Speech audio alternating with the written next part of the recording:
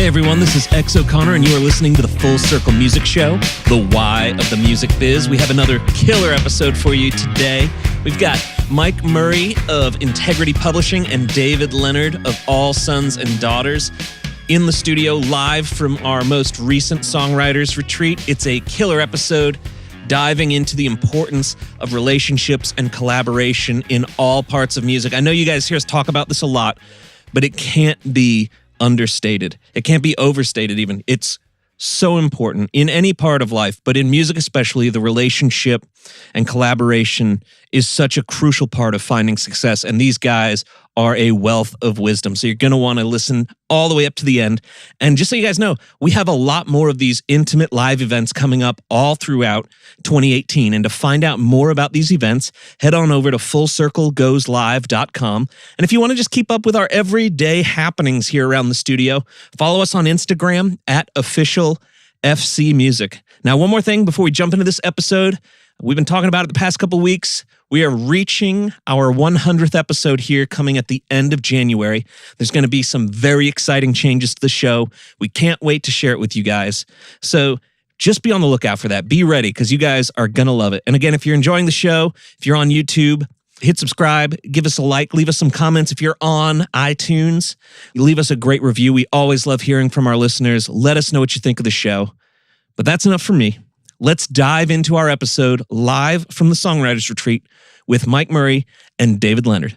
Hi, my name is Mike Murray. I am with Integrity Music. I look after publishing there. I've been there for about 8.5 years, and we could work backwards. This will be the fun way to do it. So prior to that, I was at Provident Music for 4.5 years, working with mostly in sales and marketing there. I wasn't actually in publishing. And then rewind a little bit further to spent 7 years at Capitol CMG, which at the time was called EMI CMG. Worked with Stacy Wilbur at the time. Spent about 7 years there with, learning a lot. This is back in the day when you could release a band on tooth and nail and still sell 250,000 records. So I miss those days. Let's pause for a moment of silence. Okay. Yes, spent 7 years at Capitol CMG. Then before that, I was a road manager for Jeff Moore, The Distance. Then rewind a little bit further back, I was a roadie and merch guy and monitor engineer for a vocal group called For Him. This is long before any of you were born, probably. Yeah, then college, studying music composition at a school that didn't really have a music business program. We just kind of manufactured a major out of some adjunct faculty that they put together so I could major in what I wanted to. So it was kind of cool. But graduated from University of Mobile in 92, and I've been working in Nashville for the last 24 years, almost right after that, working at labels for about 20 of those 24 years. Yeah, my passions are listening to songs, working with songwriters, and then connecting people with people and connecting people with songs and just watching things go from writer room to radio over and over and over again. I think if you're like me, it's a little bit like a drug where you get in a room with somebody, you write something that didn't exist 3 hours before, and then watching what God gets to do with it beyond that. That right there is the dream job for me. So, and I get the chance to work with guys like David Leonard from All Sons and Daughters, who's been with us for about 7 years and writing and producing and big songs like Great Are You, Lord. And anyway, take it away, man. That's my introduction right there. That was so much information in such a short amount of time. I don't usually do short amount of time. Thanks. Pretty impressive. I moved here in 2005. Grew up in Southeast Arkansas. Anybody from Arkansas? Nope. Nobody. Anybody ever been to Arkansas? Missouri's kind of close. There we go. Hey, one person been to Arkansas. We got that going for us. Pretty exciting. Moved here in 2005. Had a band in college. Signed a deal with Word Records and put out a record. Didn't do anything, really. It was kind of one of those things. We were like the all things to all people band. Like we could be the worship band, we could be the bar band, we could be, the wedding party band. Like we could bar mitzvahs, anything you needed, we could do it. We could figure it out. Bible schools, we were really great at Pharaoh and like that kind of stuff. Like we could kill those things, but it was really difficult moving to town and signing a deal and then being able to do all those things, which we thought was like a great quality, but it was actually like the thing that killed us because we had no idea who we were writing songs for, who we were creating for. And so that thing kind of flopped. We ended up stopping that, and I started playing keys for this band called Need to Breathe. And I did that for 2 years. And during that time is when me and my wife started attending a church here in Franklin called Journey Church. And I fell in love with the community there. She started going to a small group. She dragged me to one Tuesday night because I did everything I could to avoid those situations. I didn't want anybody to hear my problems, and I definitely didn't want to hear anybody else's. And I just tried to keep myself away from that stuff. But then when I got there, I listened to these 12 people share their hearts, and they actually cared. They listened, and I felt like I saw grace for the first time, which was a really beautiful thing, especially through the season we were walking through. And it became like the thing that I was like the most attracted to. Like, I loved the community aspect of doing life with these guys. And so out of that, started writing songs, met Leslie, who I started All Sons and Daughters with. And we just had one desire, which was to create and to make songs for our church. There was like a lot of songs that didn't really fit with the season that we were walking through our church. And so a lot of the songs, especially in the first couple of records, were so specific to what our church was going through. So it was a lot of lament stuff and questions and things like that. And, we never thought that the songs that we wrote would resonate outside of our four walls. And so it was kind of a crazy thing to see how God started using those in other churches and stuff like that. And so it's been a crazy 7 years. We're extremely thankful for what we've got to do and what we've got to be a part of. And this last year, we've taken a year off, and we've just been kind of pouring back into home and filling back up. So it's been really fun to get to be a part of some really fun records, producing and writing a ton and getting to do stuff like this. So this is the life-giving thing to me, getting to sit in a room with guys who are, we're all doing the same thing, whether or not you do it professionally or whether you do it as a hobby. It's like we're all creating and wanting to do things that, initially inspire other people and creates things that people love and enjoy. And so anytime we get to sit in a place like this and share and listen and laugh and all that kind of stuff, I love those opportunities. So thanks for having us today and to be a part of this thing. So what's really cool about their dynamic is you've got the writer and publisher relationship. At these songwriting retreats, we get a lot of questions about publishing. What does the business side of it look like? You guys can share a little bit about how does that work? Like, maybe go all the way back to the beginning. Like, how do you get a publishing deal? Mike, you can talk about that. And what does the writer-publisher relationship look like? And how can a writer best, be set up to win in the eyes of a publisher? So maybe dive into that a little bit. I think one of the best ways a writer can be set up to win is, well, first of all, be excellent at their craft, but specialize more in the relationship than in the thing that you're trying to create. I think relationships with people, to me personally, outweigh what it is that I'm trying to get them to do with me or for me to do for them. So guys like David, who are a great hang in the writer room, in the writing space, and it's not just about the next 3 hours that they're going to spend together or the end goal, but as much as just, hey, preferring one another in love, serving. So I work at a publisher that specializes in songs for the church. Integrity Music's been around for a little over 30 years. And so what we get to do is not just create a cool song that you'll hear on K-Love, hopefully, getting to see songs take life in the church locally and around the world. So we spend a lot of time investing in writers that are worship leaders that are just trying to serve their local church, like David was talking about, just serving Journey, trying to write for their church. He wasn't necessarily, set out to, hey, let's write a big hit for K-Love. But so one of the things I think in answer to Seth's he put forward was relationships, being great at your craft and then just being great in the writer room. And then the publisher gets to come in and brag on you. If you're excellent at your craft, people are going to hear about you. If you're attending events like this, I get to speak at these things from time to time. You probably can't tell I'm not really a comfortable public speaker, but I get to do these kinds of things periodically throughout the year. And independent writers will come up and say, hey, so how do I get a publisher to pay attention to my songs? Well, you're here. We're hanging out today. That's number one. You've made relationships with people that are in this room that I know, in addition to Seth and Stacy and Jericho and X. You've got, Tony Wood is one of the biggest legends in Nashville. If you haven't met, I see you hiding back there. If you haven't spent time with Tony Wood, you need to get to know him, not to have Tony brag about you, but that's a guy who will go into places where we're writing together. We're not writing. He's writing constantly with our writers. And so he could very well come from this and go, hey, Murray, there was this guy that was there that wrote this song. You should check it out. That's one way that, that writers are getting publisher attention. You know what I mean? So we're constantly head on the swivel, constantly looking around for where's that next, let's say, Good Father, or that next Revelation song, or that next Mighty to Save, or whatever, that next Great Are You, Lord. So you're a writer, you get a publisher's attention, then what? So what I get to do is, like I said, brag on guys like David all the time. I get to call guys in town and say, hey, so David's been working on this, Dove Award winning Latin Grammy nominated album for Jackie Velasquez. David just produced a few months back Jackie's latest record. He just produced a couple of songs for Brandon Heath. It's better if you brag while I'm not here. It's like, it's awkward. I know when you're here. I'm trying to, my point is, this is a good example of, it's fun to brag while you're here though, because it's fun. Yeah. And now he's producing an album for a Provident band, a band at Provident Music called I Am They.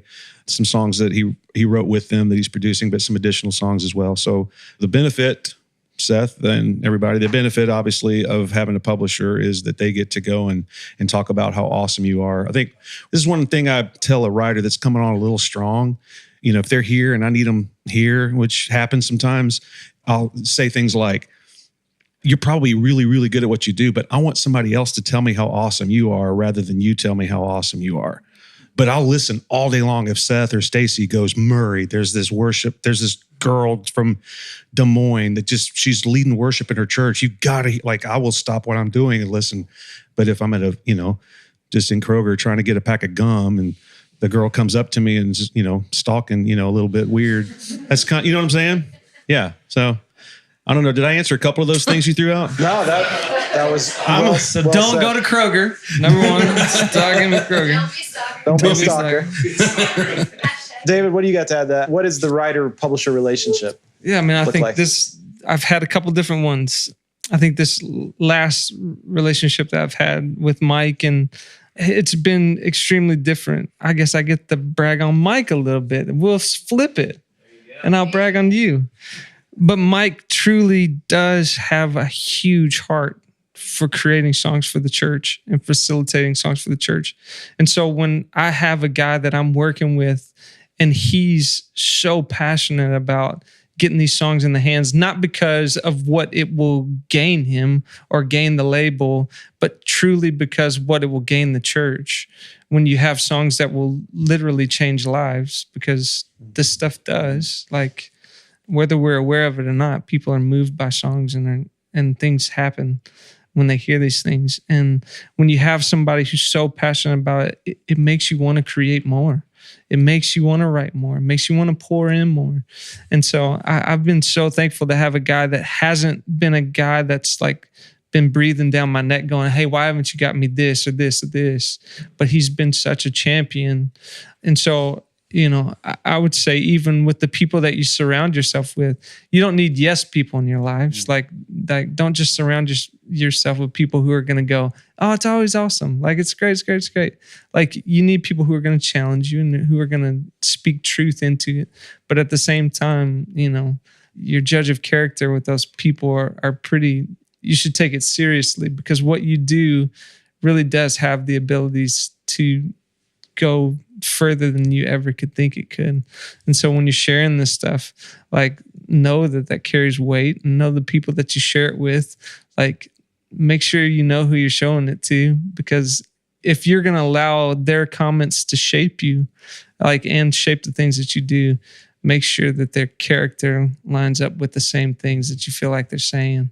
Because I would hate for you to abandon ship on something who has a problem with something else, and then all of a sudden your idea is completely killed, you're deflated, you're done with it, when it could have been something that could have been extremely life-giving. So criticism is awesome, and you learn from it, you grow from it, but don't let it shape you. Don't let it deflate you. Take the good things, move on. But if you have convictions when you're writing songs, if there's something that you have to write and you have to get it out, do it. Because you got to get it out. In order to move on to the next thing, sometimes there are things that we have to write, and it might be awful. It might be a really bad song. But you have to get it out to move to the next one. Somebody always told me you got to write the bad ones to write the good ones. And so allow yourself to go through that process, but surround yourself with people who continue to champion you, continue to push you. And so I'm thankful for this guy.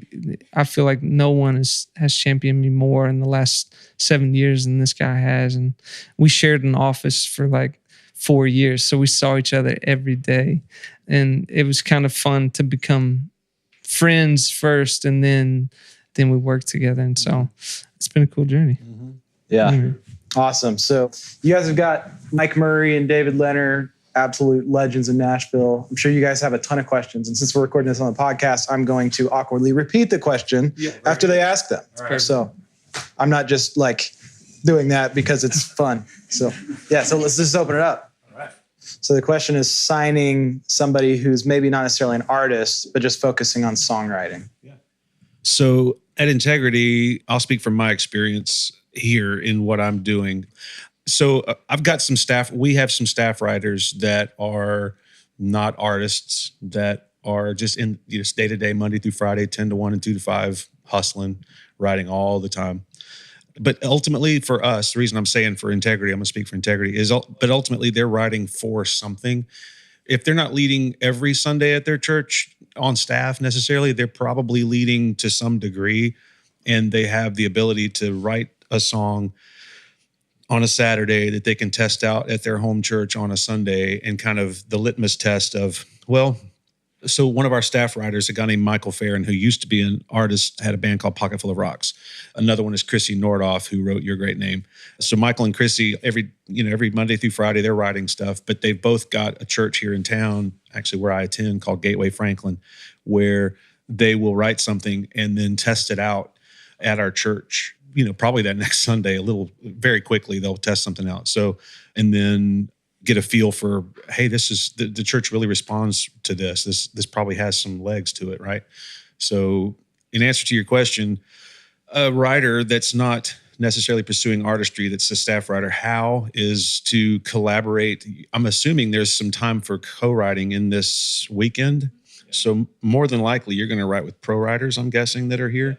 So there's the option right there. You're going to be you're already writing with some pro writers here for some songs that Seth and Stacy and their team are going to hear, that they are good stewards of the students and the content that comes from these things, where they go to the certain places and go, oh, hey, this writer has some significant potential. Murray, this guy is leading. Where are you from? Spokane. So that's a great place for God to be doing some beautiful things. You don't have to be in Nashville to, by the way, let's just clear that up. You don't have to, there's rights that are happening here every day that if you don't live here, you don't get to be a part of necessarily. But thanks to the interwebs, we have Skype and FaceTime. I've got a guy named Mitch that lives in Melbourne, Australia, that's written with some of Seth's guys and is going to be doing some more with some others over the next few weeks. Where was I going with that? Oh, the point is, being a writer that's not an artist necessarily, we're meeting. I'll chat with you afterwards too and find out what you're writing about and people you're writing with. And it's really it's a relationship. It's time. It's waiting for God to open doors. And I'm not just saying this is the future, but if you are attending Full Circle Academy, you go back to Spokane and you keep writing for what you're writing for there with the people that you have access to there. If you're writing with some people that you meet here over FaceTime or Skype, and those things, do what they do. As long as you keep writing and keep writing and keep writing, you're already doing it. But as far as being a signed writer, it's relationships, and, publishers are going to continue signing songwriters that are delivering the kind of stuff that they need. So, yeah, but it does still happen. Publishers are still signing songwriters all the time. So, other questions? David, once you find inspiration for a song, what does your process look like of next steps, fleshing it out? The thing is I don't even know if I can pinpoint the last time I wrote a song by myself. Thinking back on it, it's kind of been funny of being in the world that we're in, and the amount of times that we get together with people. Writing songs by myself has become a lost art form. And so that kind of inspiration and that kind of stuff usually comes in a group now. So walking through that process with a group of walking in for a day and going, hey, today my kid said this and it sparked this kind of thing. It's really fun to see the light bulbs go off around the room of going the common thread. You tend to see the common thread of where God's speaking things in the people that you're writing stuff with. So all of it usually starts with conversation, the beauty of story and the beauty of how people can find that peace that they all connect to, because everybody would go, oh, this is happening here, this is happening here. But after that, the way that we've kind of always done is we've always tried to go back to scripture or old prayers or old hymns or something like that we're tying things back to truth. Like we try to say things new and we try to do that kind of stuff, but we always try to plant things in truth.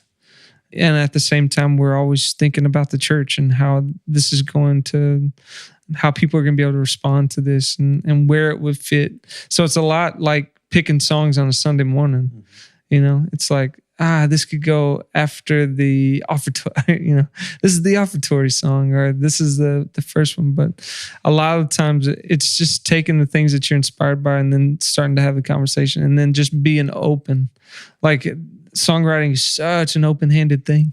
Like one idea that you have that you come in with, like I had to learn to be so open-handed with it, because if I came in and I was like, nah, it's got to stay right here, I felt like I lost so many things and so many opportunities because I was so closed-minded about, no, my thing's right. Like, and I wasn't open to what actually God could have done with it. And one thing that we kind of started adopting was taking the pressure off of every single write and going, all right, guys, so if like what we're doing right now is simply for right now, if this is just for us to experience you today and in this room and in this space, then let us encounter you. And it like took all the pressure off of us of trying to create something that was bigger than what we were. We were just trying to create something that allowed us to encounter and engage with God. And which is funny, because when that happens, it tends to work out that other people relate to it and they have the same experience with it. So the less you take your eyes off of these grand things that you're supposed to do with these things, and the more you put your focus back on, hey, I'm just supposed to enjoy meeting with you. I'm just supposed to enjoy hanging out with you. And, Andy Rozier is like this dude that's like, he's like Yoda, it's like a guy you want to sit under for forever. Mm-hmm. He's up at Harvest in Chicago. And I was sitting with him last week. And one of the big things that I've always struggled with growing up in the South and being in church was the amount of time I spend with God, like my quiet times and all this kind of stuff. And I carried so much weight, and I still carry weight, of the amount of time that I've spent with God. And I beat myself up over it. If I miss something or I don't do enough, and I beat myself up over it. But we're sitting there and I'm talking to him about this, and we're sitting here in this co-write, and I've been thinking, and we have been writing songs, all day. So we've been sitting in there for 6 hours. It's like, do you understand that for 6 hours, you've been hanging out with God, diving into his word, singing to him, responding to him. And it just like blew my mind, because it's like all of a sudden it went from something that was so much, that was work, to all of a sudden it was my very chance to encounter him. And it was like this thought of God gives us these gifts, not because we can do great things with him, but because we can hang out with him. And it's like he gave you this gift to write and to sing because he wants to hang out with you. And it's like, whoa, it's like, what do I do with that? It's like that changes everything for me. If I just get to create and hang out with God, like, man, like that's a different kind of thing. You're writing different songs. So allow yourself to be able to just take the pressure off of big things and allow them to be real things. Even if you're not writing worship songs, if you're writing a pop song for the day or country song for the day or polka, whatever, the opportunity to spend time with the person you're co-writing with, hanging with them is, I think, vital for it. It informs what you're writing for that next write and the next write after that and the time you spend with them after that. Again, what I said earlier about caring more about people than what you're trying to get from them or give to them or them give to you. You know what I mean? Just relationships are key. That's a great question. She asked, do you have any advice to people who are wanting to keep faith in a song that's maybe not directed towards the church or towards a Christian audience? Yeah. I went to the CMAs the other day, and like, it was really interesting. I've never done anything in country world, but I like sitting there. I was so intrigued because I feel like country music is one of those genres that might be the greatest genre of all, because you literally can cross all lines. Like, as a country artist, you can step into the gospel world and nobody thinks anything about it, because it's like, oh, of course you believe in God or whatever. And then you can step into the pop world and you can do stuff over there because, yeah, of course, it's like whatever. But like, it's the one genre to me. It was like mind blowing. The one genre that you can cross all lines. It's like, because if you're in the pop world and then all of a sudden you put out a Christian song, you're like, what is that guy doing? It's like, it's so interesting. Or if you're in the Christian world and you put out a pop song, everybody's praying for you because, you know, then, you know, whatever, you know. But country music, you can do them all and everybody champions it. So, I mean, I think for me, in those kind of worlds and that kind of stuff, it's always writing truth. Truth always transcends feelings, whether it's God related or whether it's boyfriend related. It's being honest and being completely transparent with what you're writing. So just let the thing that you want to write happen, you know, and don't worry about what happens with it or who says what about it. But it's like, have an honest interpretation of what you're feeling, and just put it out in the country market and you'll be fine. So There's a female author named Stacy. Is it Brene Brown? Is that her name? yeah, man. Brene Brown. Brene Brown, is that it? She's got a book about vulnerability. Mm-hmm. What's the title of the book? Is it Vulnerability? I mean, is that it? Like, and a podcast as well. So the point of bringing up Brene Brown in this book, she's got about, if you just Google Brene, Brene Brown, vulnerability. She's got a TED Talk that led to a book that's led to these podcasts. It's phenomenal. But she's not addressing Christians. She's just addressing people, and talking about vulnerability is like this secret sauce to living a full life. And I think if you're writing a song about just being vulnerable, and that doesn't just mean like, you know, obviously just, you know what I'm saying? Anyway, I don't have to go too deep on that, but just being vulnerable with people and being honest and real and human. Sending you pre-written songs. Yeah. Yes, the question was, do you see more cuts happening from staff writers writing with artists or just getting together as writers and pitching songs? I would say 9 out of 10, or even a better percentage, 99 out of 100, are coming from getting in the room with the artist making the record.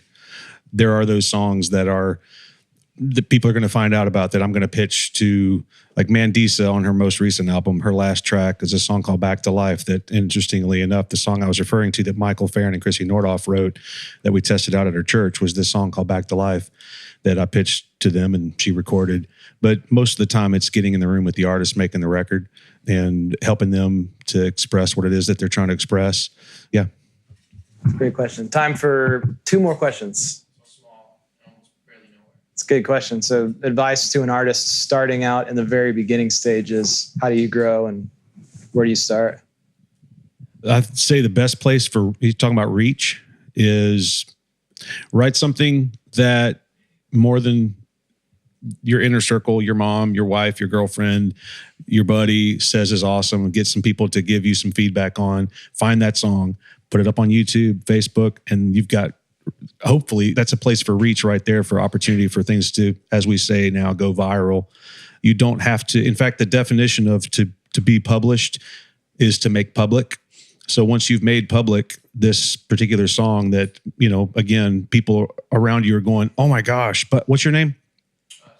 Samuel, oh my gosh, like people are finding out about Samuel's songs, and then you put that sucker up on YouTube and you begin to see reach from that. YouTube, Facebook, things like that, SoundCloud, iTunes, obviously using TuneCore or whatever, CD Baby. But I don't think in 2017 you have to have a publisher or a label to have reach. It's good. It's good to have a partner, good to have somebody to brag on you, good to have somebody that'll help add mass to your rock you're throwing in the water to have a ripple.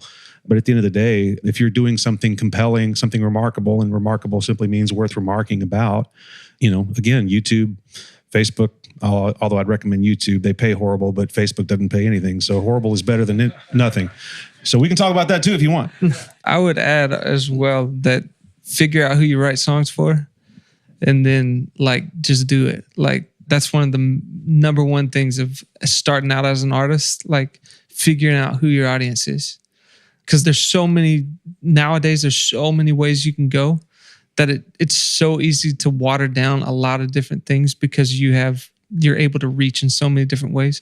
But the things that I feel like really impact are specifically come out of a certain thing, are specifically created for a specific person or thing. And so figure out who you write songs for and then just do it. And then at the end of the day, you're able to impact the people that you have most greatly wanted to go after. And then whatever pours out of it, which is probably a more genuine like interpretation of your feelings and who you are as an artist, and which is something that we need more of, is more genuine interpretations from artists to put out things that are real things and not just trying to be the next YouTube sensation. You know what I'm saying? So create those things, go after those people, and then just watch what happens. I'm not going to guarantee that things will happen, but I'm telling you that it will impact the people that you're creating for. And that sometimes is the greatest thing. Yeah. A fun example is John Mark McMillan. Integrity, we published his song How He Loves that sort of put him on the map, if you will. And John, he wrote 100% of that, which is rare, also rare these days. But he didn't sit out however many years ago, 10 years ago, to go, okay, today I'm going to write a song about the love of God, which is an easy topic for any of us to kind of grab and go, I want to write about the love of God. It's inexhaustible. But no, a very close, very, very close personal friend of his lost his life. I don't remember the exact backstory right off the top of my head, but he was walking through some authentic, that's the word David was talking about, authenticity, some authentic pain, and needed to get it out. The best writers in the world know how to tap into that, whether it's their own pain or somebody else's, not just pain, but again, vulnerability, tapping into that and having something to say, something of substance to say, rather than just, let's write a song about, trees or whatever. Sat down and poured his heart and soul out into the song How He Loves, and wasn't trying to write. He wasn't going, hey, I should write something for my church this week. My pastor's talking about God's love. He just was raw and honest, and so raw that David Crowder felt compelled to change a lyric. Well, that's pretty raw, right? Because Crowder goes, sloppy wet kiss, that's touch far. Let's go in unforeseen kiss, which was another publishing conversation we can talk into about, changing people's songs. But so anyway, so authenticity, man, that's, if I could say anything, it's just love people well, be authentic, be an incredible student of the game, and don't ever settle on where you're at. Always push forward. Keep that blade sharp as heck. Be a student of the game. Study what everybody else is writing, and write from places of honesty and vulnerability. All right. Well, how about a hand for David Leonard and Mike Murray? Y'all are awesome. Amazing. So good. Hey everyone, this is X O'Connor, and you've been listening to the Full Circle Music Show, the why of the music biz. This show is produced by the Full Circle Music Company with editing help from Jordan Salamoni and Jericho Scroggins. Again, if you want to find out more about events like the one you just heard this recording from, head on over to FullCircleGoesLive.com to sign up for more information. And if you want to keep up with everything Full Circle Music on a day-to-day basis, make sure to follow us on Instagram @officialfcmusic.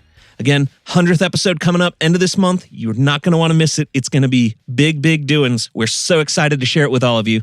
Thanks again so much for joining us, and we'll see you next week.